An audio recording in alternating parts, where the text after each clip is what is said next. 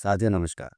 साथियों, हम general studies का प्रैक्टिस सेट फर्स्ट का वीडियो स्टार्ट करने जा रहे हैं आज से।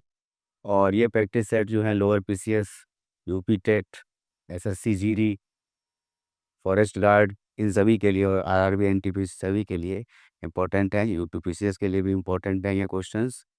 तो स्टार्ट करते हैं। फर्स्ट है अफ्रीका, ऑस्ट्रेलिया, दक्षिण अमेरिका और यूरोप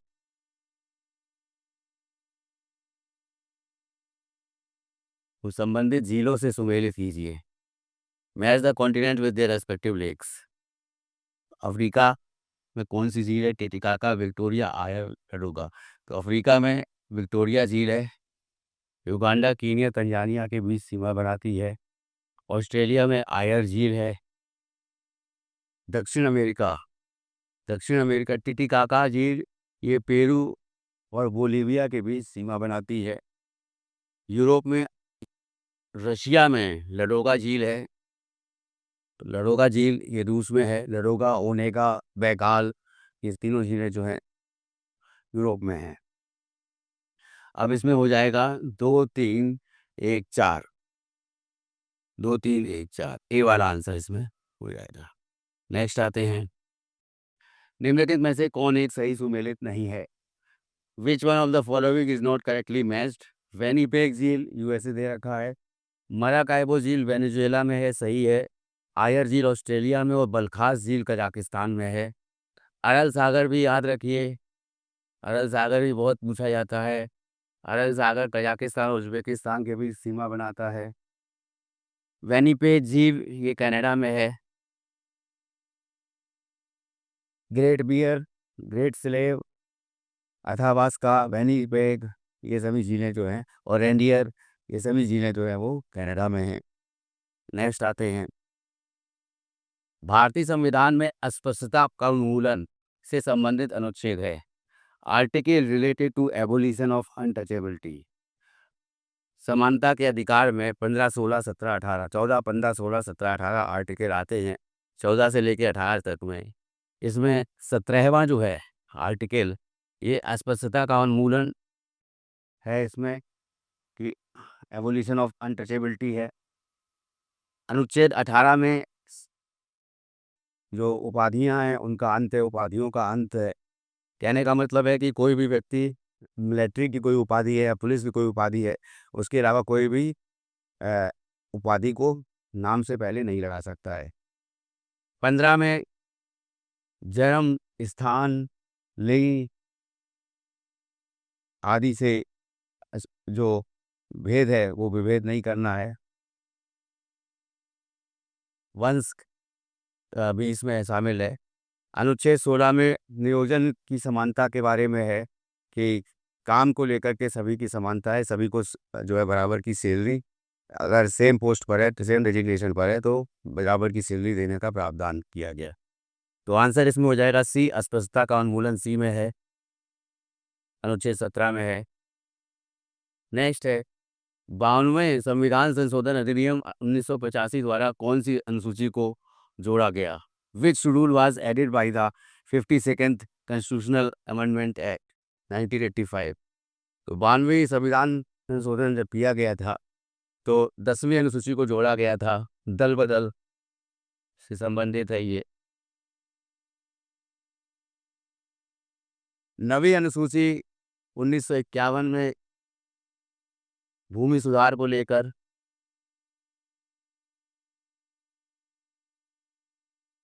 सबसे पहला जो संशोधन हुआ था संविधान में, उसमें भूमि सुधार को जोड़ा गया था 9वीं अनुसूची में। 11वीं अनुसूची ये 73वां संविधान संशोधन पंचायती राज, और 74वां संविधान संशोधन 12वीं अनुसूची नगर पालिकाएं, ये दोनों जोड़ी गई थी 1993 और 1994 में। तो इसका आंसर हो जाएगा बी वाला। नेक्स्ट आते हैं। किस संविधान संशोधन द्वारा मतदान की आयु 21 वर्ष से घटाकर 18 वर्ष कर दी गई थी? By which constitutional amendment was voting age reduced from 21 to 18 years? ये था 61वां संविधान संशोधन। 61st कॉन्स्टिट्यूशनल अमेंडमेंट एक्ट 1989 के तहत जो है जो मतदान की आयु थी वो 21 साल से हटाकर 18 वर्ष कर दी गई। 42वां संविधान संशोधन 1976, इसको मिनी कॉन्स्टिट्यूशन ऑफ इंडिया बोलते हैं, लघु संविधान, क्योंकि इसमें बहुत से चेंजेस किए गए। कॉन्स्टिट्यूशन के बहुत से अमेंडमेंट जो हैं वो इसमें किए गए। जैसे प्रस्तावना में अखंडता, धर्मनिरपेक्षता, समाजवादी शब्द जोड़े गए। और ठीक उसी प्रकार से 42वें संविधान संशोधन के द्वारा मौलिक कर्तव्य जो है वो भाग 4 का में जोड़े गए, 10 मौलिक कर्तव्य जोड़े गए। और उसके बाद 11वां मौलिक कर्तव्य जो है वो 86वें संविधान संशोधन में शिक्षा के अधिकार में को लेकर के आया। 6 से 14 साल तक के बच्चों के लिए अनिवार्य और जो मौलिक शिक्षा है वो होनी चाहिए, निःशुल्क और अनिवार्य शिक्षा का प्रावधान किया गया। 44वें संविधान संशोधन 1978 के तहत संपत्ति का अधिकार को मौलिक अधिकार से हटा करके भाग 12 के अनुच्छेद 300 का में डाला गया। 52वां संविधान संशोधन, यह भी मैंने डिस्कस किया, अभी हमने दल बदल से संबंधित रहा। नेक्स्ट आते हैं, जब कांग्रेस की स्थापना हुई उस समय भारत का वायसराय कौन था? Who was the viceroy of India at the time of formation of the Indian National Congress? उस समय था लॉर्ड डफरेल। और कांग्रेस की स्थापना की थी एओ ह्यूम ने।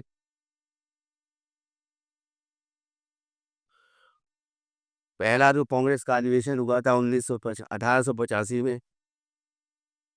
1885 में ग्वालियर टैंक, ये मुंबई में ग्वालियर टैंक स्थित गोकुल दास तेजपाल संस्कृत स्कूल में हुआ था।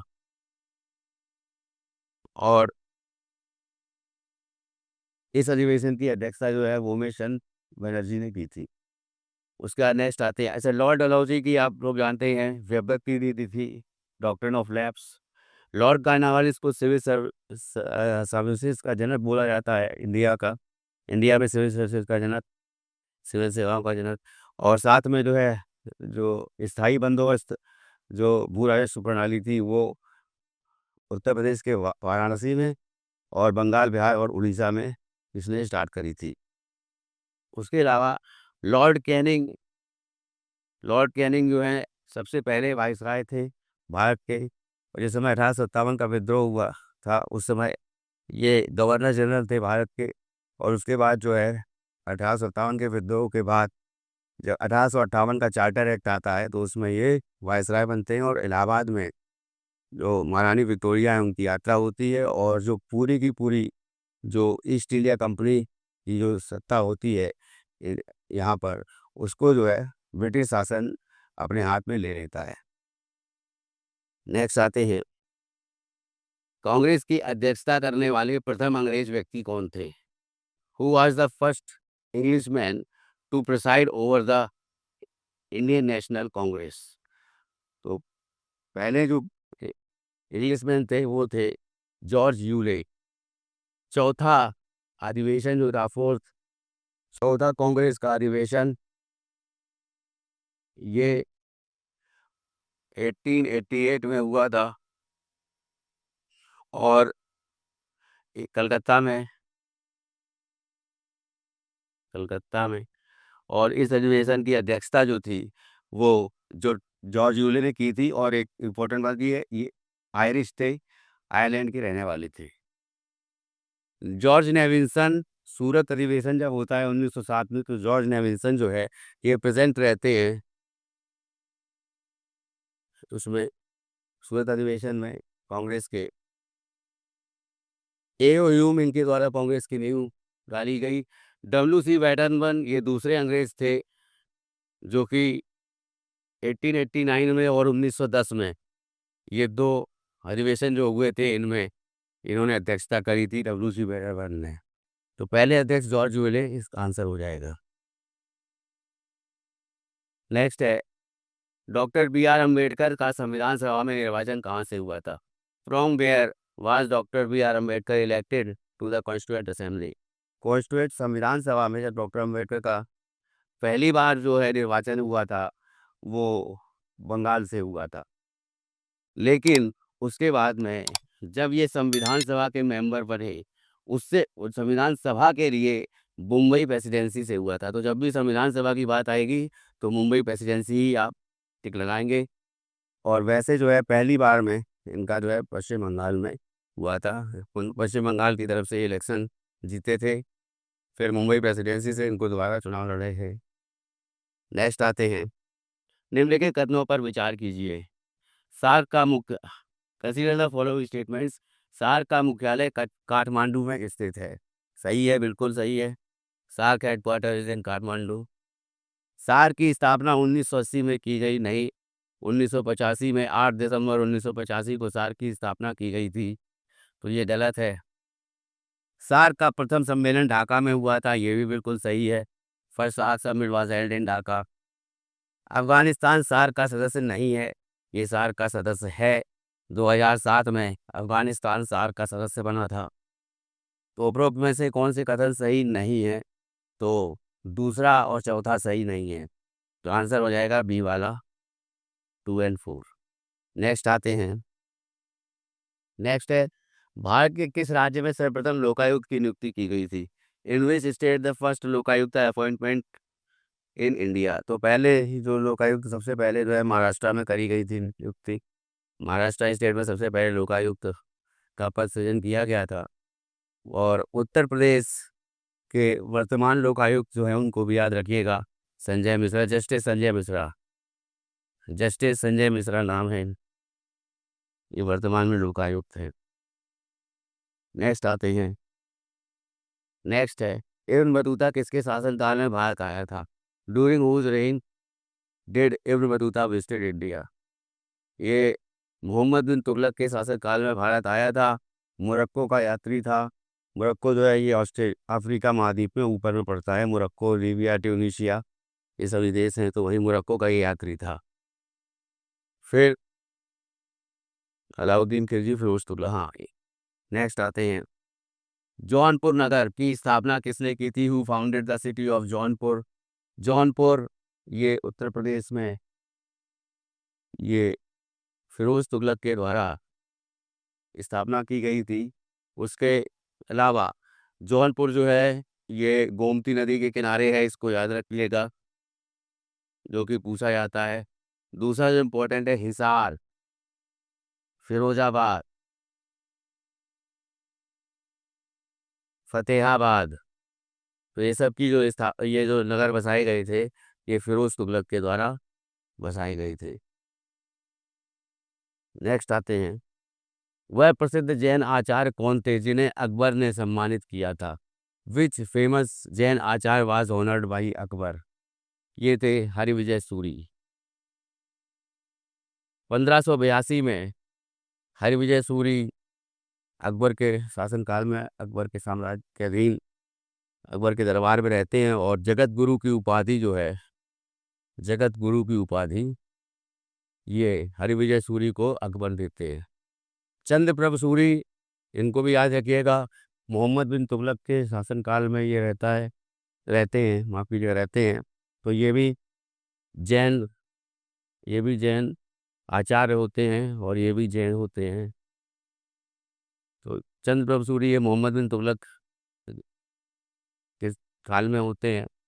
और यशोभद्र, यशोभद्र जो है ये भद्रबाहु चंद्रगुप्त मौर्य ने अपने अंतिम समय में संलेखन किया था। संलेखन करने के लिए भद्रबाहु जो से दीक्षा ली थी, भद्रबाहु गुरु थे उसके। और श्रवण बेला बोला कर्नाटक में जाकर के संलेखना विधि से अपने प्राण त्यागे थे। तो भद्रबाहु के ये गुरु थे, यशोभद्र, भद्रबाहु के। पुष्पदंत, पुष्पदंत ये नवे तीर्थंकर थे। जैनों जैनों के नवे तीर्थंकर पुष्पदंत थे। 24 तीर्थंकरों में नवे तीर्थंकर पुष्पदंत थे। नेक्स्ट आते हैं। इन राज्यों को क्षेत्रफल के अनुसार अधिक से कम क्रम में लगाइए। Arrange the following states in descending order of area. तो जैसा कि हम लोग को पता है, छत्तीसगढ़ बनने से पहले मध्य प्रदेश जो है सबसे लार्जेस्ट स्टेट हुआ करता था। लेकिन अभी क्या है, राजस्थान पहले नंबर पे है क्षेत्रफल में। दूसरे नंबर पे मध्य प्रदेश आ गया है। तीसरे नंबर पे महाराष्ट्र है। चौथे नंबर पे उत्तर प्रदेश है। तो ये याद रखिएगा, उत्तर प्रदेश का जो क्रम में स्थान है वो चौथा है क्षेत्रफल में, और जनसंख्या में प्रथम है। तो हो जाएगा 2 3 1 4 2, 3 1 4 2, ये बी वाला ऑप्शन जो है ये आंसर सही हो जाएगा। नेक्स्ट आते हैं। नेक्स्ट है, निम्नलिखित में से कौन एक सही सुमेलित नहीं है? Which one of the following is not correctly matched? Bomdila दर्रा, ये अरुणाचल प्रदेश में है, सही है। रोहतांग दर्रा हिमाचल प्रदेश में है, सही है। सिप्पीला दर्रा हो गया, रोहतांग दर्रा हो गया, ये हिमाचल प्रदेश में है। तुजू दर्रा, ये गलत है, मिजोरम में नहीं है, मणिपुर में है। तो तुजू दर्रा मणिपुर में है, ये आंसर इसका सही हो जाएगा, ये गलत दे रखा है। नाथुला और जेलेपला दर्रा सिक्किम में है। थागला, मनाला, नीतिला, लिपुलेख ये उत्तराखंड में है। उसके अलावा जो थालघाट, भोरघाट, पालघाट है, तो पालघाट केरल में है, थालघाट और भोरघाट जो है वो महाराष्ट्र में पड़ता है।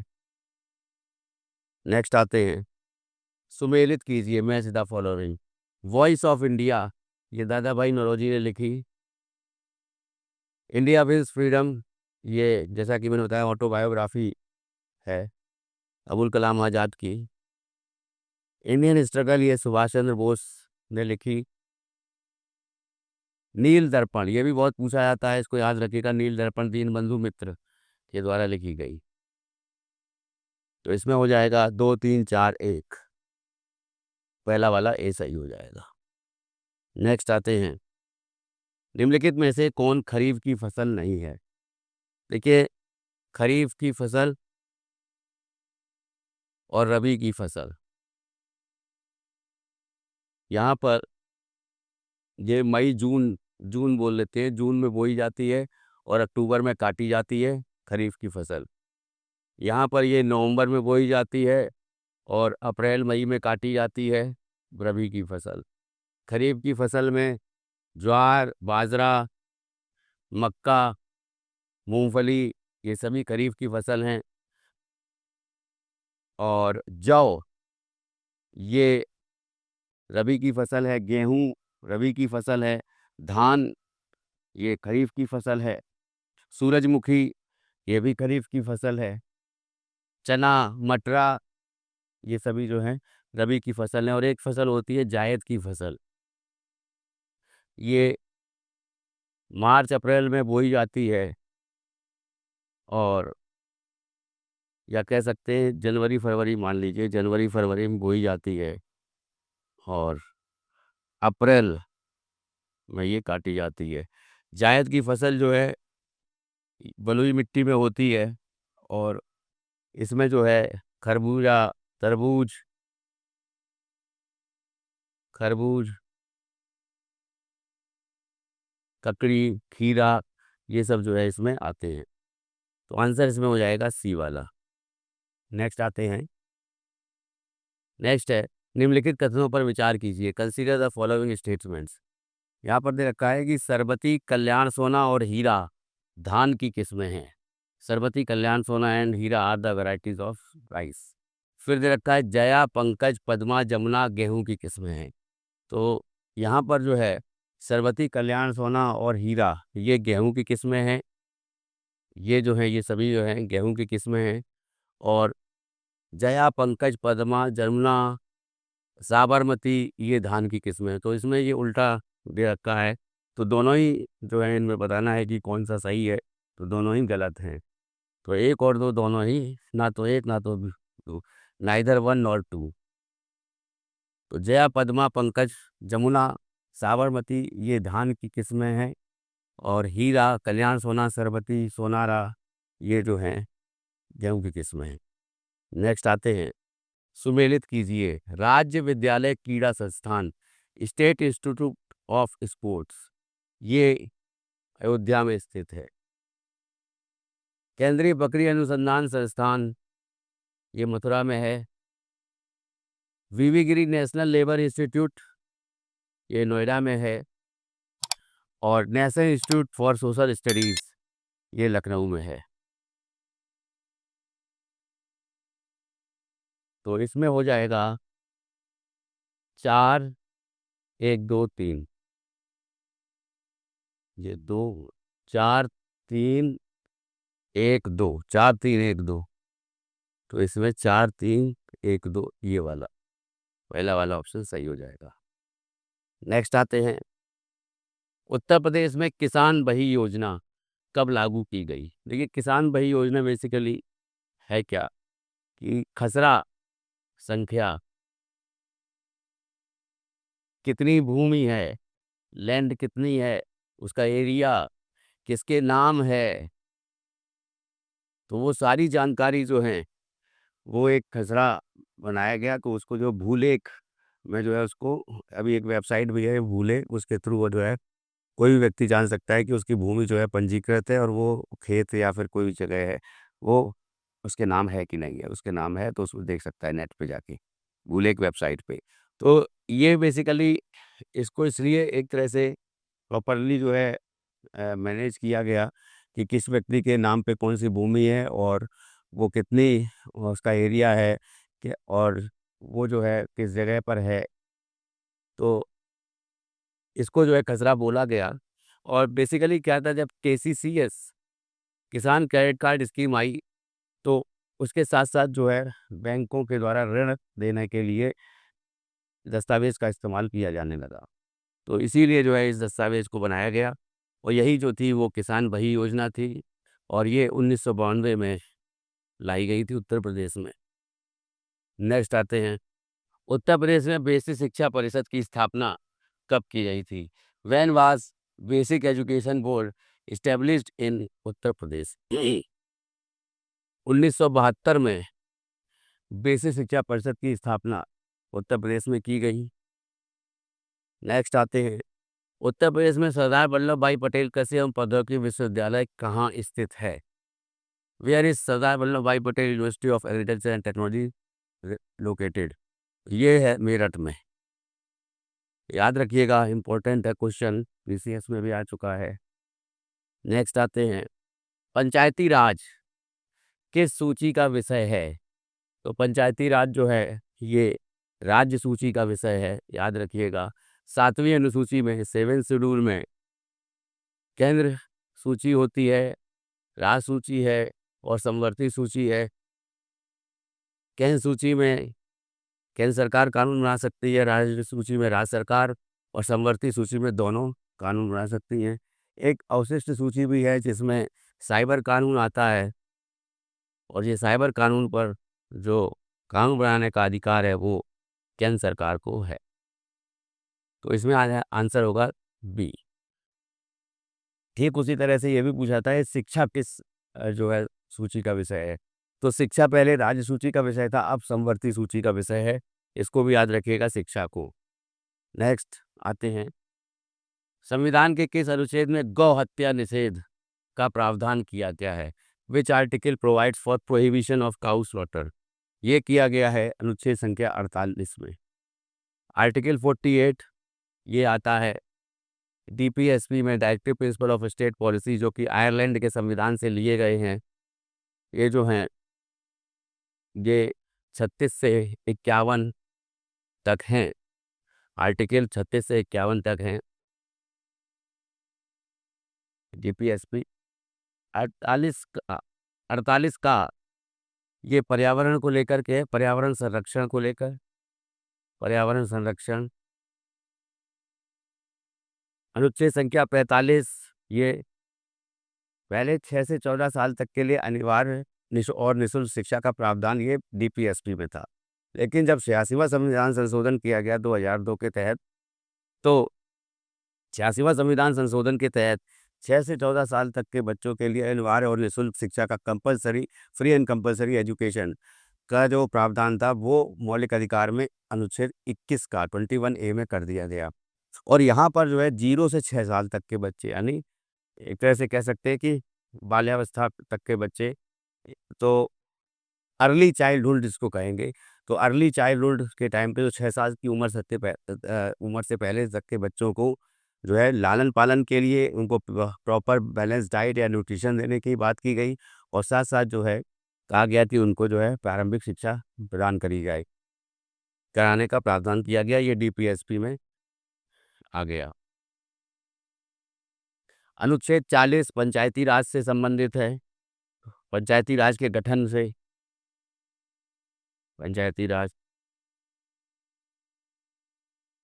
नेक्स्ट आते हैं, किस पंचवर्षीय योजना में 14 बैंकों का राष्ट्रीयकरण किया गया? सबसे पहले जो है 14 बैंकों का राष्ट्रीयकरण ये 1969 में किया गया था, और ये फोर्थ जो 5 ईयर प्लान था, चौथी पंचवर्षीय योजना थी, उसमें ये किया गया था। 5वीं पंचवर्षीय योजना में भी पूछा जाता है, गरीबी हटाओ, गरीबी हटाओ का नारा कब दिया गया था, किस पंचवर्षीय योजना में? तो ये दिया गया था 5वीं पंचवर्षीय योजना में। 6वीं पंचवर्षीय योजना ये अनवरत योजना कहलाई थी, रोलिंग प्लान कहलाई थी, अनवरत योजना। इकोनॉमिक्स की क्लास में इसको और डीप में जानेंगे।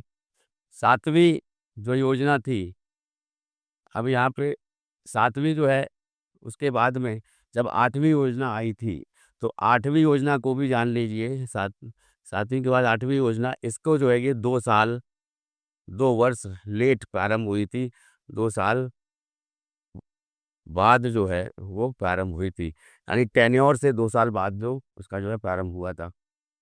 उसके बाद नेक्स्ट आते हैं, पीएम श्री स्कूल योजना कब प्रारंभ की गई?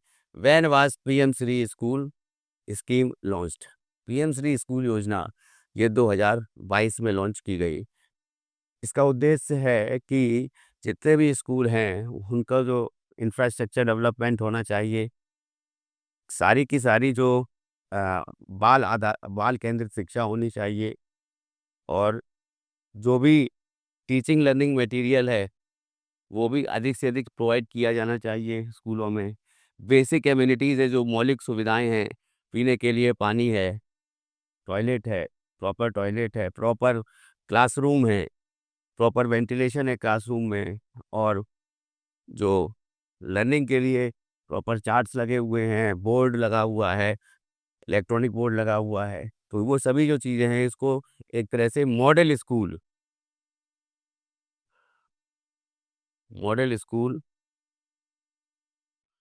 बनाने के लिए ये पीएम श्री स्कूल योजना लॉन्च की गई। अब पीएम श्री स्कूल योजना, इसका जो लास्ट है वो 2026-27 तक इसका टेन्योर है।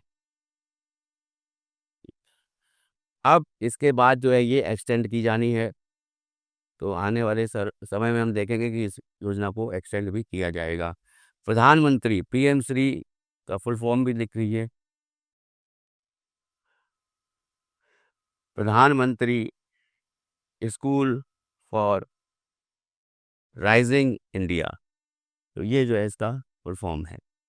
तो ये कुछ इंपॉर्टेंट क्वेश्चंस थे जो मैंने आपको बताए। तो ऐसे ही अब जो है ये प्रैक्टिस सेट जो है इसकी सीरीज चलती रहेगी, और जो भी इंपॉर्टेंट क्वेश्चन है, प्रीवियस ईयर क्वेश्चन है, जो कि यूपीपीसीएस के प्रीवियस ईयर क्वेश्चन है, या फिर उससे लोअर सबऑर्डिनेट के प्रीवियस ईयर क्वेश्चन है, या अन्य किसी जो एग्ज़ाम है उसके प्रीवियस ईयर क्वेश्चन है, तो हो सकता है कि वो क्वेश्चन जो है जैसे सुमेलित करो दे दिया, या फिर इनमें से कौन एक सही नहीं है, तो इस तरह के क्वेश्चन मान लीजिए सिंगल सिंगल पूछा गया है, तो फिर भी मैं इसको जो है इकट्ठा करके जो है कॉन्साइज करके, तो इसमें जो है कि एक ही क्वेश्चन में जो है 3-4 फैक्ट्स जो हैं वो हों या कॉन्सेप्ट हों, तो इस तरह से जो है क्वेश्चन को प्रिपेयर किया जाएगा। तो ये जो है आज से स्टार्ट किया है हमने प्रैक्टिस सेट सीरीज़। तो ये फर्स्ट आज का प्रैक्टिस सेट का जो वीडियो था। तो नेक्स्ट जो वीडियो है वो इसी क्रम में हम आगे कंटिन्यू करेंगे। Thank you.